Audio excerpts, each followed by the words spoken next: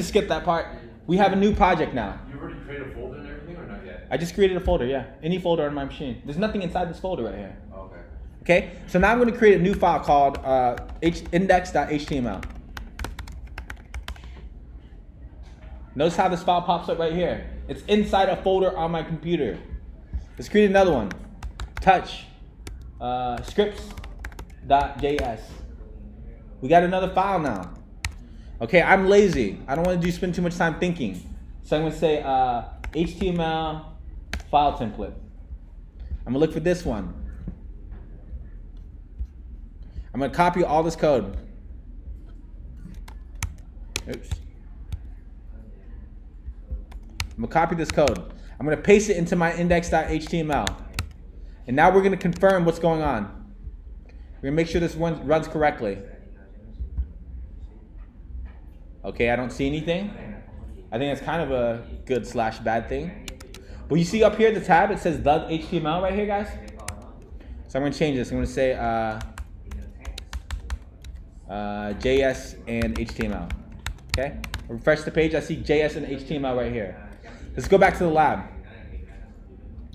So in the lab, we're being asked to import scripts.js right here. And we can see that these imports are different. The default template, it expected to find the code in a folder called JS.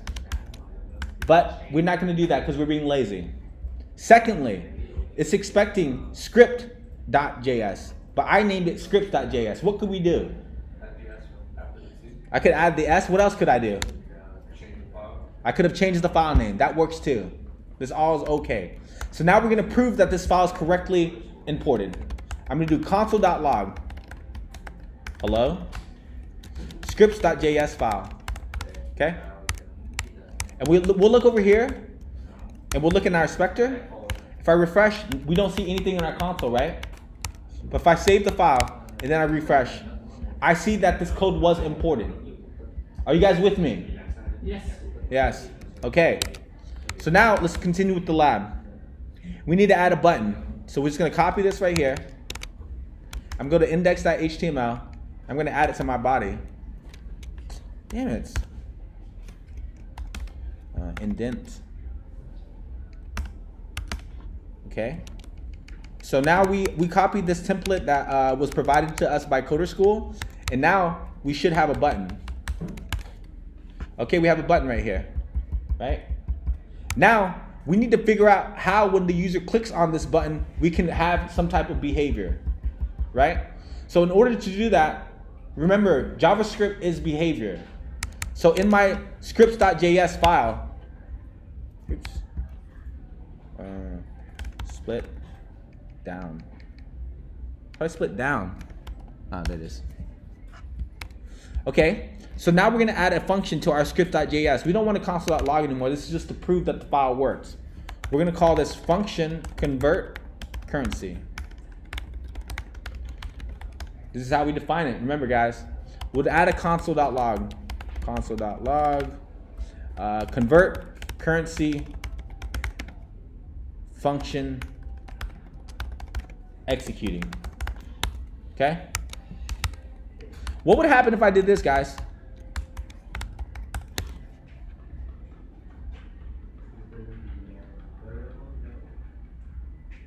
We'll just say hello. Wouldn't say hello.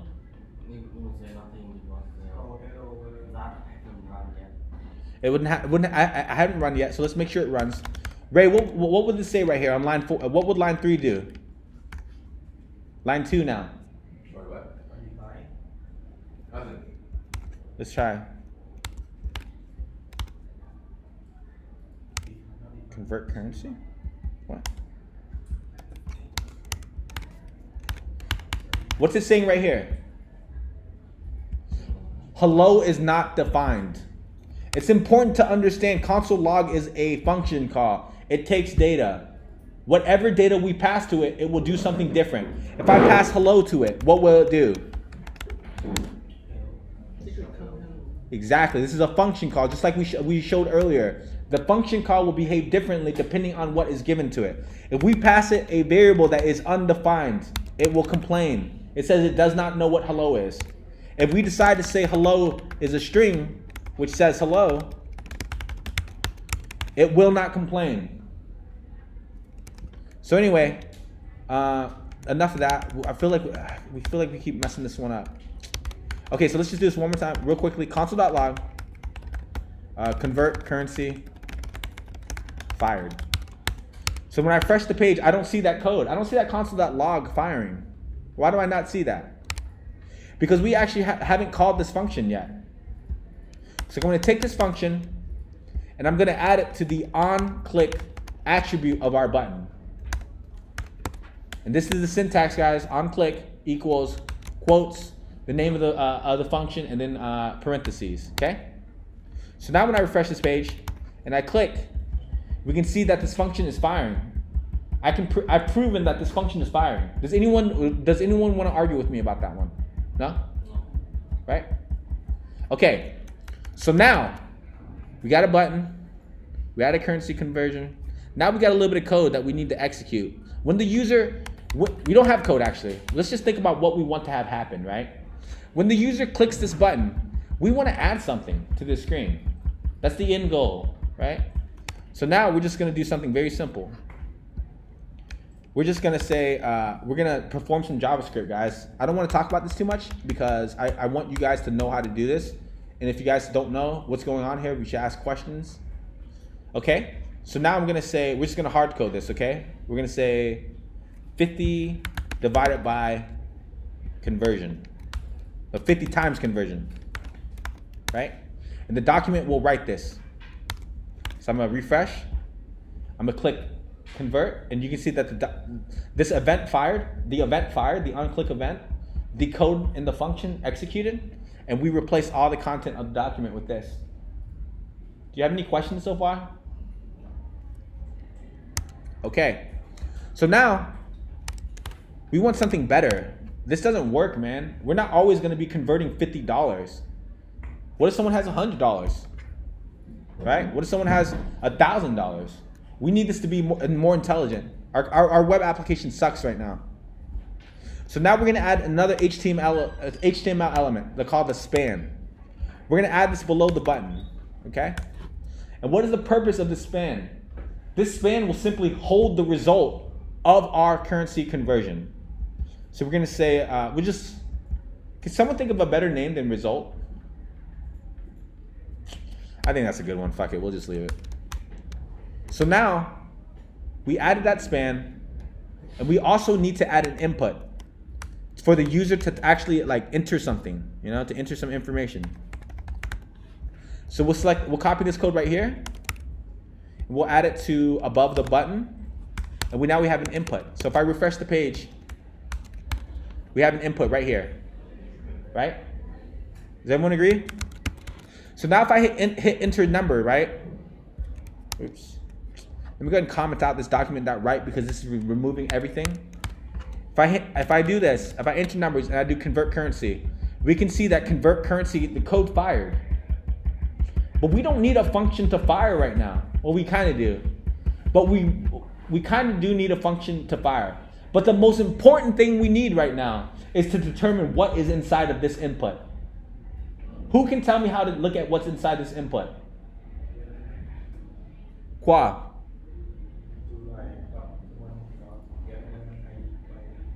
Okay, so we can write code. We can write JavaScript code that will do this for us, right? JavaScript code can get what's inside of this input for us. But let's start small. I don't know what this is called right now. So I'm going to do Control-Shift-C. I'm going to click it, and I can see that when I hover over this, we have input.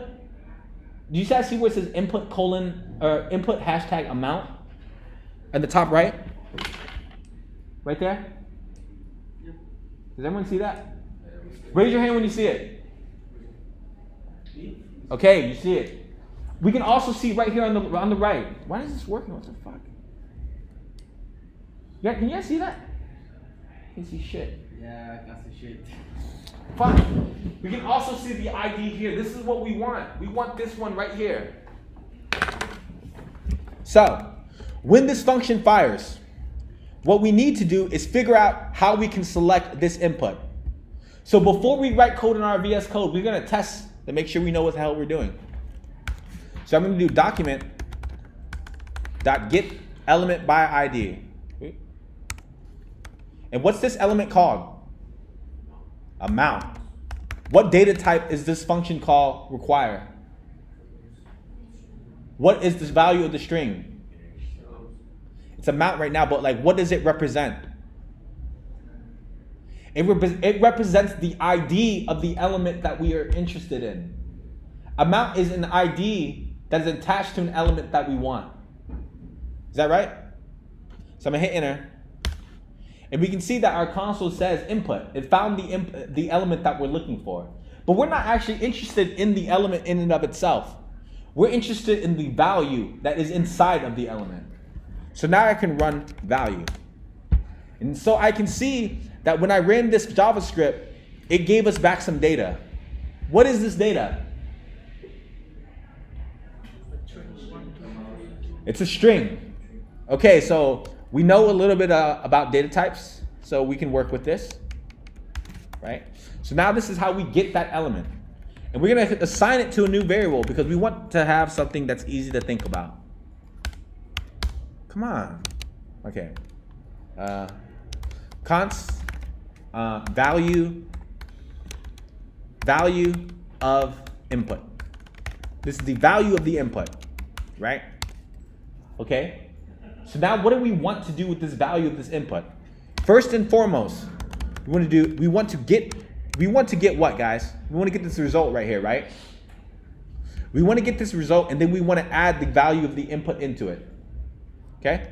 So we're going to do document.getElementById, and we're going to say result. Okay? But I don't know if this code works yet, so I'm going to test it in the console again. And it works. We don't see the console complaining. So now we're going to do something a little bit more complicated. We're going to see if we can change what's inside of it. So who can tell me how to do that? .inner HTML. And we're going to pass in an argument of what we want to go inside of it. Hello.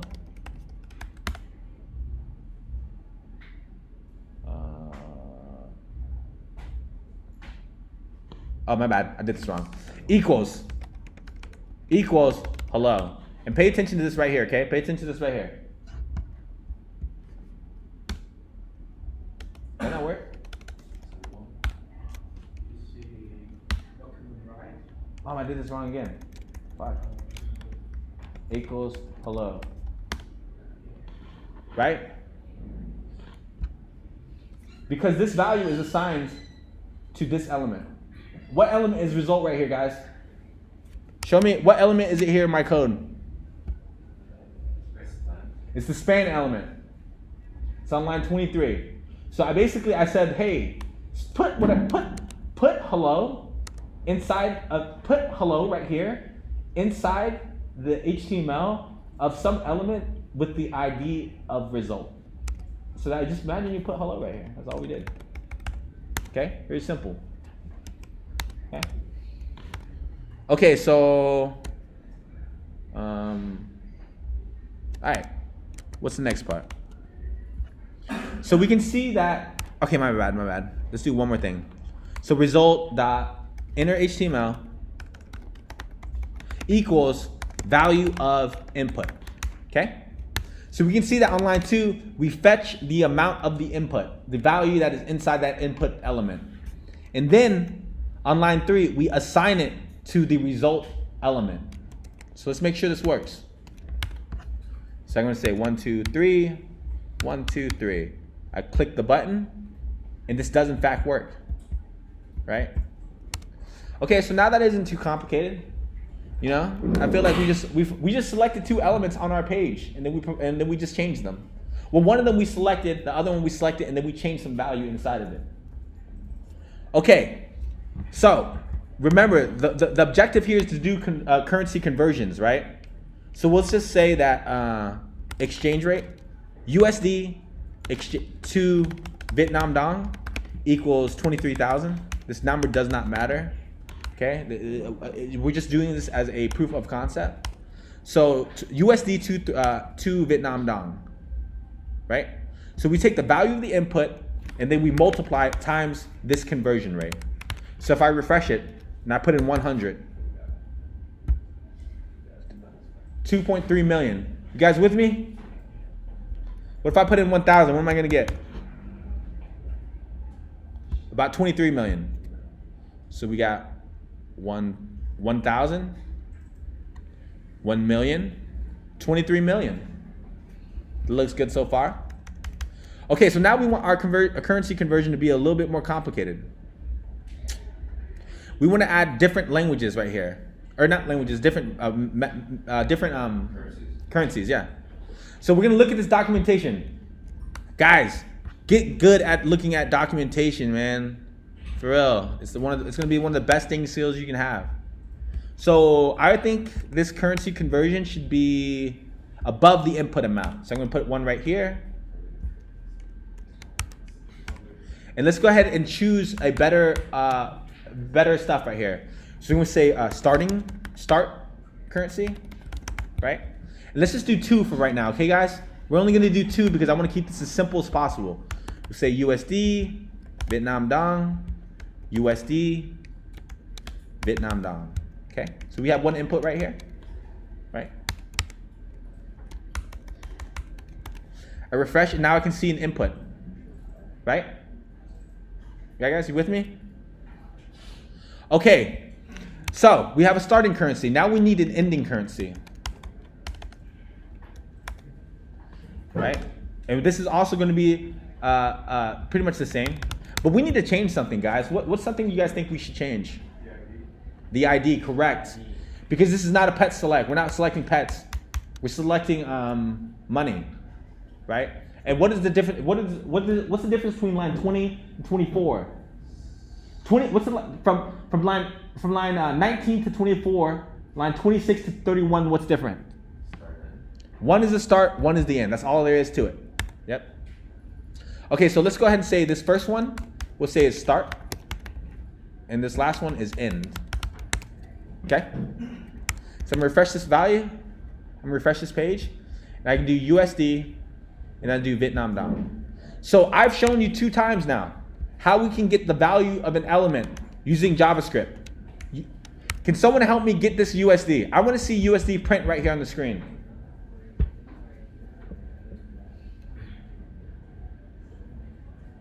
I can do something simple. I can do document.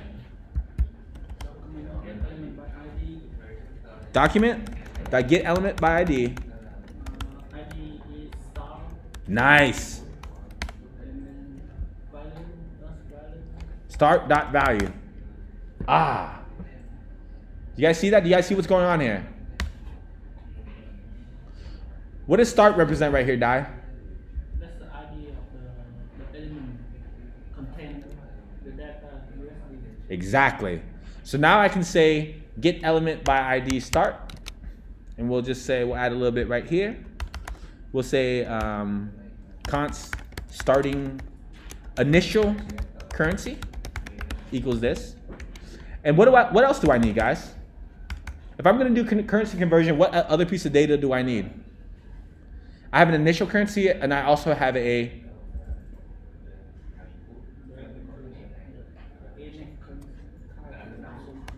final currency. The name of the variable doesn't matter too much. Final seems to me like a good one. And we'll say right here is end. Okay? So let's go ahead and confirm that this works. The reason why I often ask you guys to console log is because I need you guys to confirm. You guys got to confirm that this works. You know, you guys got to run your own code. Do you guys know what I'm doing on 9 and 10?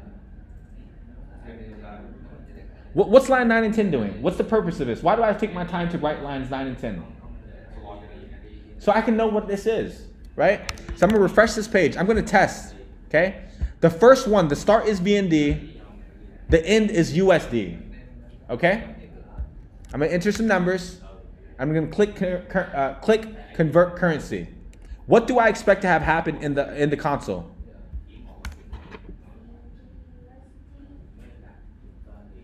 What do I expect to have happen in the console, guys? when I click this convert currency button, what do I see here? I'm going to have VND and then I'm going to have USD. Okay, so we can confirm that our JavaScript, which grabbed the value of these selects, did in fact work. Okay, so now this is now where we start using conditional logic. Okay, so do you guys remember how I told you that writing a function that has a bunch of lines is not a good idea? Well, I'm going to now write a better function.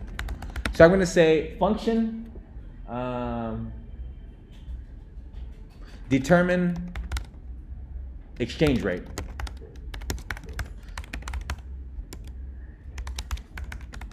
And this function is going to be different than the function below. Why? Because it needs to have a beginning currency and an ending currency. And this is going to determine how our code branches. So we'll just say start currency, finish currency. Okay? So if the start currency is equal to USD, then our calculations will be based on the original amount of money being USD, right? So we'll just say if start currency is USD and in finish currency is equal to VND, then what can we return? We'll say return. We need actually one more, man. We need the value. We need the amount of money to be converted. So we'll just say, how can you take, amounts? The amount should be, if it's starting off with USD, and it's, if it's starting off with USD, we multiply exactly 23,000. Sometimes I can't talk. I don't know what's wrong with me. Okay, so we determined a function here, guys.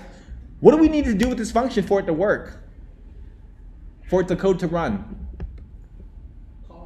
We need to call it. Fucking excellent. I like that. Okay?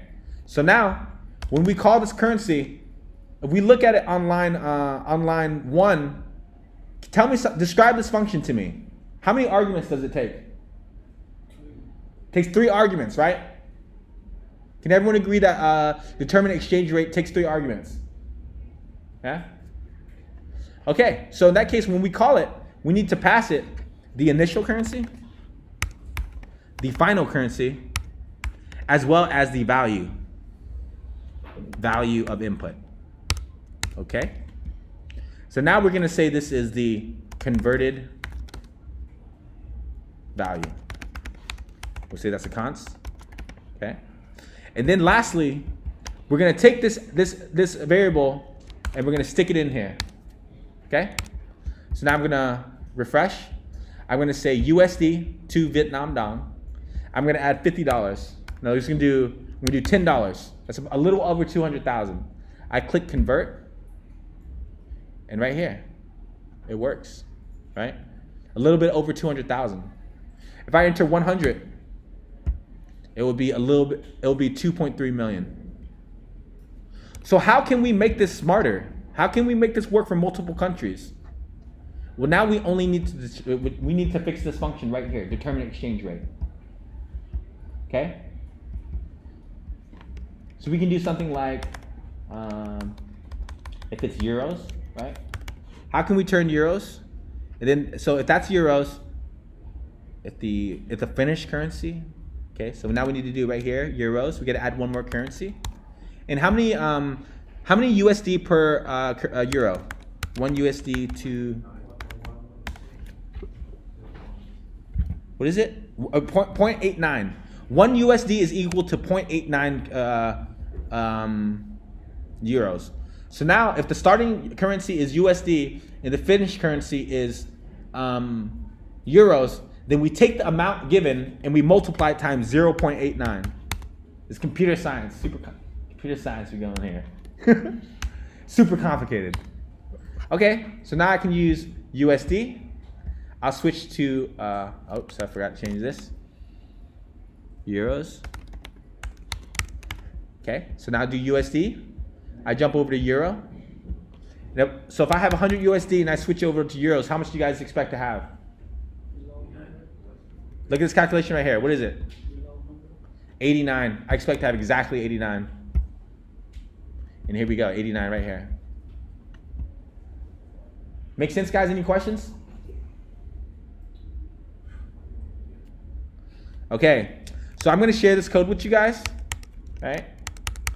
I'm going to use my good old friend Git, and you guys are going to use Git too to get this code. So I'm going to do Git status. I can see I added 2 files. I'm going to git add all, git commit, -m, initial commit, demoed, USD, VND, euro.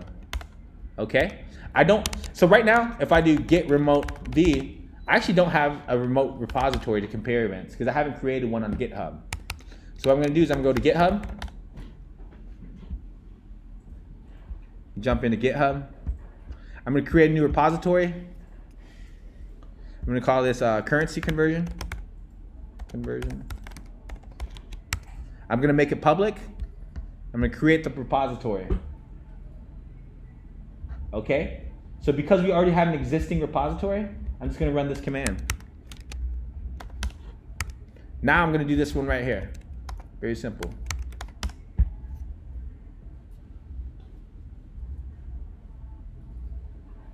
Okay, there we go. So it looks like everything went okay. So if I jump over to GitHub and then I look at currency conversion right here, this is updated 10 seconds ago, right? About a minute ago. I'm just going to give you guys this link now. What?